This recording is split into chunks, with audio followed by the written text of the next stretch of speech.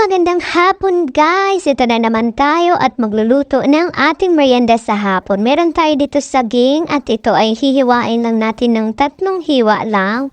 Gumamit nga ako dito ng plastic gloves para hindi madumihan yung ating hinahawakan na saging. 1, 2, 3 lang yan. Tignan nyo guys kung paano ko to gagawin. Pwede din kayong gumawa nito pang merienda nyo kung di kayo makapag-isip kung anong dapat i-merienda.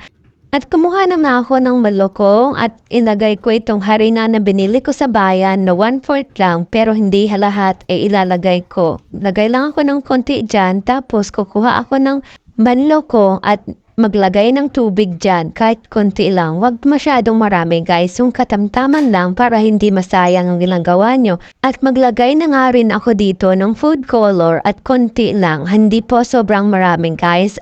At ang panggamit ko nga dito ay tinidor lang para mas mabilis po siya igaganyan. Yan, i-mix-mix nyo lang siya hanggang sa wala nang matitirang bilog-bilog ng harina. Pagkatapos na ilalagay nyo na dyan yung saging na hiniwa nyo kanina at ayusin nyo lang. Pagkatapos na na okay na ay ang lahat at ilalagay na natin ito sa mainit na mantika. Guys, wow, ang sarap niyan. Tikman nyo na, masarap to guys. Yan, bali 2 or 3 nga nilagay ko dyan para mas mabilis. Tapos huwag yung palakasin yung apoy, pahinain nyo lang po.